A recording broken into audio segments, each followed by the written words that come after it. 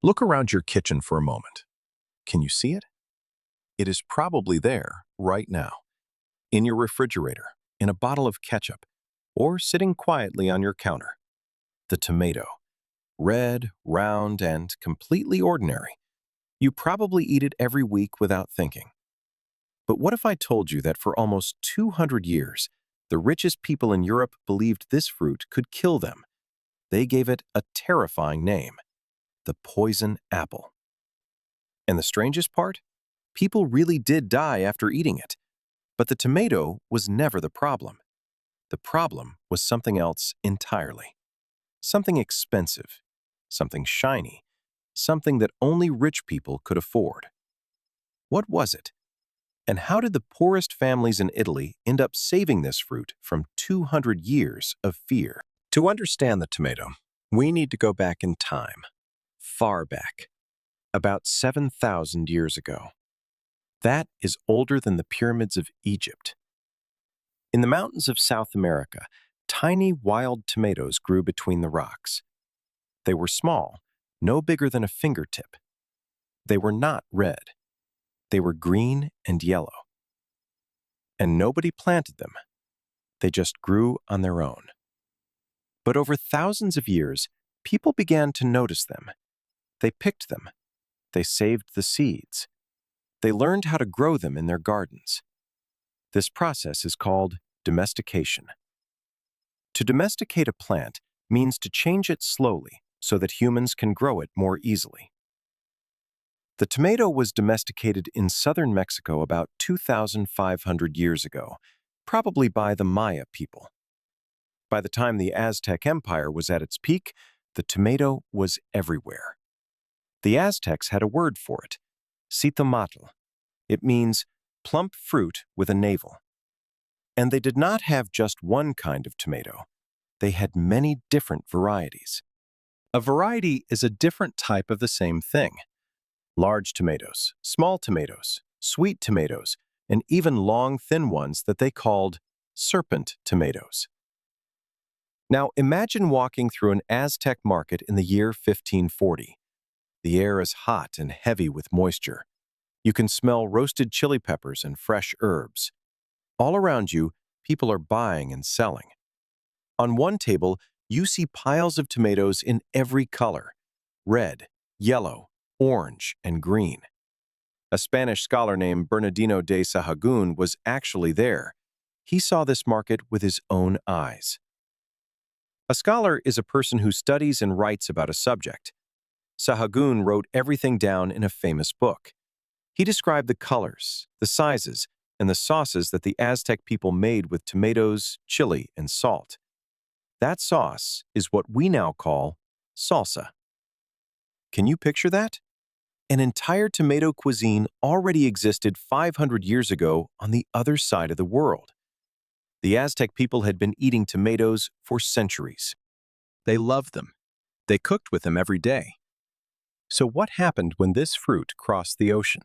But when the tomato arrived in Europe, everything changed. Cold stone, gray skies, a very different world. In the 1520s, Spanish soldiers traveled to Mexico and saw this strange new fruit for the first time. These soldiers were called conquistadors. A conquistador was a Spanish soldier who traveled to new lands to take control of them. The conquistadors brought many things back to Spain: gold, silver, and seeds. Among those seeds were tomato seeds. But here is something most people do not know. The first tomatoes that arrived in Europe were not red. They were golden yellow. The Italians saw these beautiful golden fruits and gave them a name: pomodoro. In Italian, pomodoro means golden apple. The French had their own name for it, pomme d'amour, which means love apple. Some people believed the tomato was an aphrodisiac, a food that makes you fall in love. So at first, Europeans thought the tomato was beautiful and romantic. They grew it in their gardens just to look at it, as a decoration. Something you keep only because it looks beautiful is called ornamental. The tomato was an ornamental plant in European gardens for many years. Rich families grew tomatoes next to their flowers, but they never ate them. Why not? Because of one very important discovery. European botanists studied the tomato plant carefully. A botanist is a scientist who studies plants. And these botanists noticed something alarming. The tomato plant belonged to a family of plants called the nightshade family. The nightshade family includes some plants that are extremely dangerous. One of the most famous is called belladonna, and it can kill a person in hours. The tomato leaves looked almost exactly like belladonna leaves. The shape was similar. The color was similar. Even the smell was similar.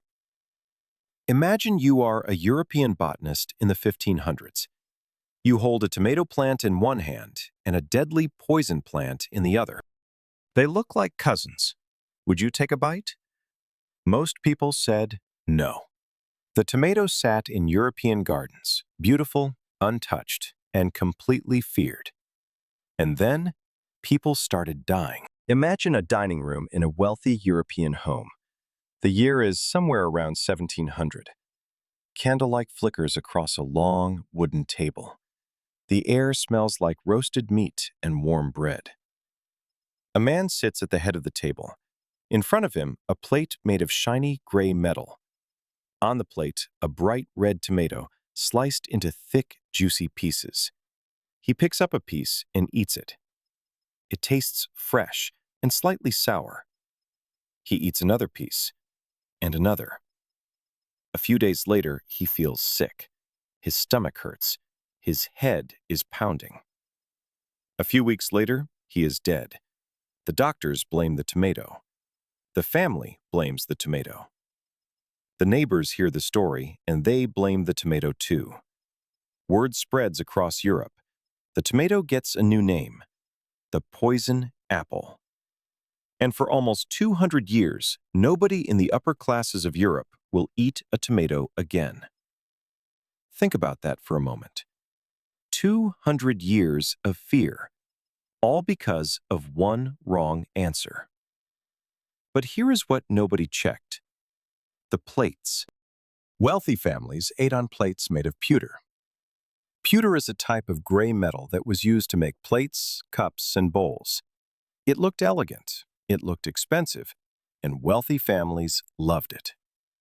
But pewter has a secret. It contains lead. Lead is a heavy, soft metal that is extremely dangerous to the human body. Even a small amount of lead can make you very sick. A large amount can kill you. Now here is the important part. The tomato is acidic. That means it contains a natural acid, a chemical that can break down other materials. When the acidic tomato juice sat on the pewter plate, it slowly pulled the lead out of the metal and into the food. This process is called leaching. To leach means that a liquid slowly pulls a dangerous chemical out of a solid material. So the wealthy man was not dying from the tomato. He was dying from lead poisoning. Poisoning means a dangerous substance gets inside your body and makes you sick. The tomato was just the messenger. The real killer was the plate. But what about the poor families? Poor families in Europe could not afford pewter. They ate on plates made of wood. Wood does not contain lead. So when poor people ate tomatoes, nothing happened. Nobody got sick. Nobody died. The same fruit, the same country, the same century, but two completely different results. Now, to be fair, the Europeans were not completely wrong about one thing. The tomato plant does contain a real poison in its leaves and stems, a chemical called solanine. If you eat the leaves, you can get very sick. So the plant itself is partly dangerous. But the fruit inside is perfectly safe. Here is the part that stays with me. The rich had the power. The rich wrote the books, and the books said one thing: poison. But nobody walked down to the poor neighborhoods and asked a very simple question. If this fruit is poison, why are you still alive? Nobody asked, because nobody thought the poor had anything worth saying. The tomato sat in European gardens for 200 years, beautiful and untouched. But in one corner of Italy, something was changing.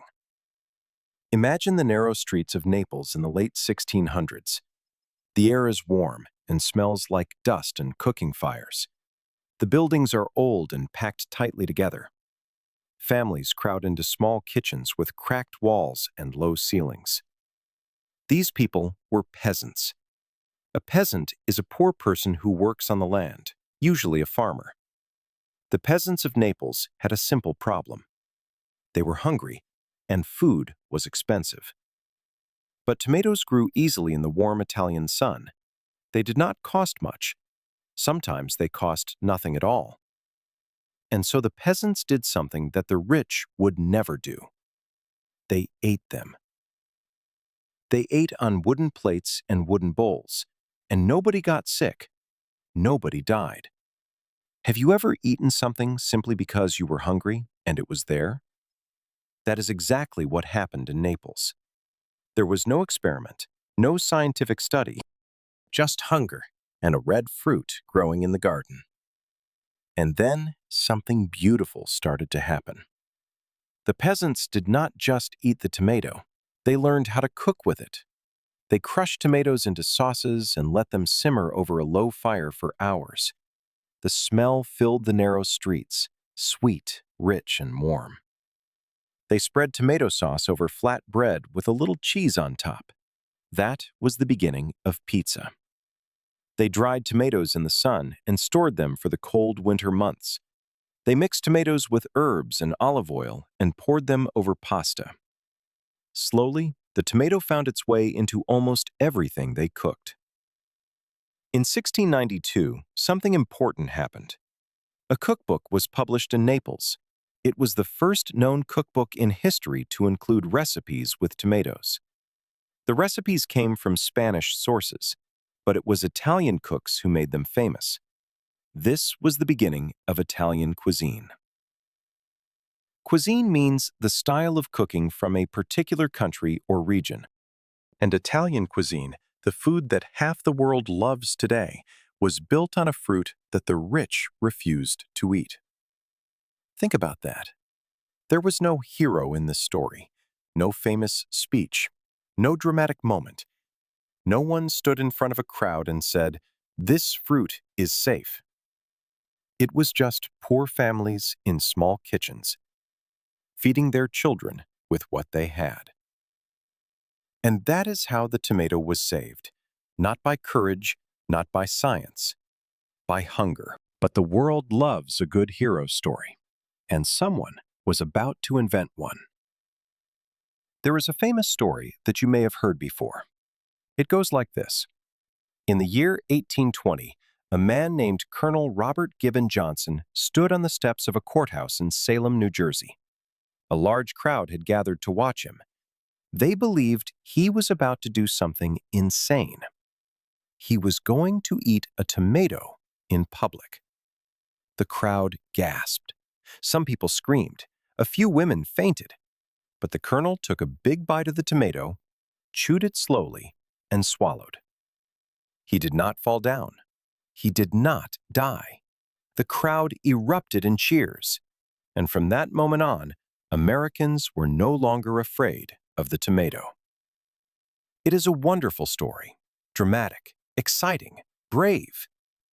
There is just one problem. It never happened. The Colonel Johnson story is a myth. A myth is a story that many people believe is true, but it is not. Historians searched for evidence of this event and found nothing. No newspaper articles from 1820, no letters, no official records, nothing.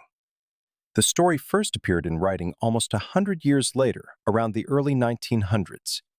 A local postmaster in Salem seems to have invented it, and then, in 1949, a famous American radio show told the story to millions of listeners as if it were fact. To broadcast means to send a radio or television program to many people at the same time. That single broadcast turned a made-up story into something that millions of Americans believed was real. Have you ever believed a story for years and then found out it was not true? That is exactly what happened here. A historian named Andrew F. Smith finally debunked the story in 1990. To debunk means to prove that a popular story or belief is false. Smith went through the historical records carefully and showed that there was no evidence at all for the Colonel Johnson story. And here is the part that makes it even more interesting. Thomas Jefferson, one of the most famous men in American history, was already eating tomatoes at dinner parties decades before Colonel Johnson was supposed to have stood on those courthouse steps. The real story was never dramatic. It was never about one brave man and a crowd.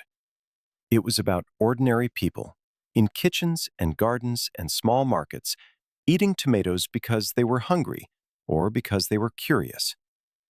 But we chose the hero story instead. Because hero stories are easier to remember and easier to believe. Why do we love hero stories more than quiet truths? But the tomatoes' identity crisis was far from over.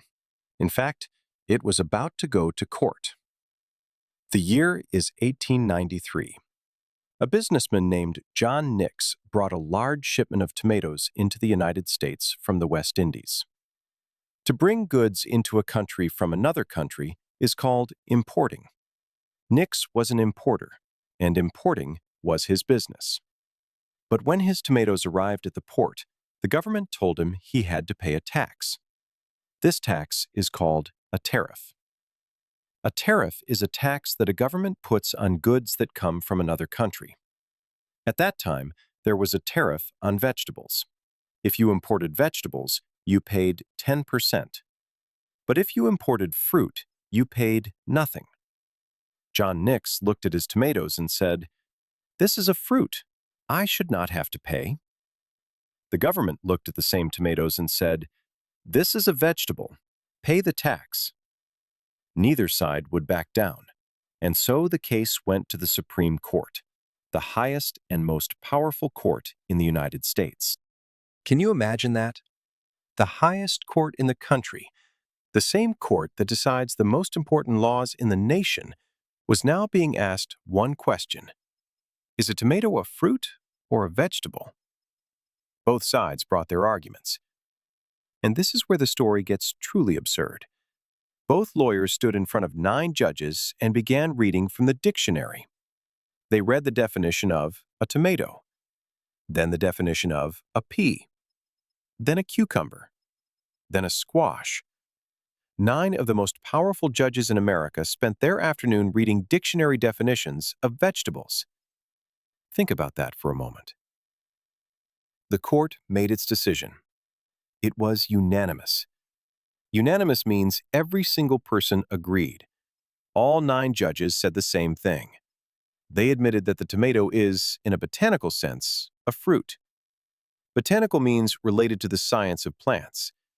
And botanically speaking, a fruit is any part of a plant that carries seeds. The tomato carries seeds. So yes, science says it is a fruit. But the judges said something else. In everyday life, people serve tomatoes at dinner, not at dessert. People put them in salads and sauces, not in fruit bowls. So in the common language, the tomato is a vegetable. Science said fruit. The law said vegetable. And the law won. John Nix paid his tax. But the story does not end there. Almost 100 years later, in 1981, the tomato found itself at the center of politics again. The United States government needed to save money on school lunch programs. They cut over $1 billion from nutrition funding.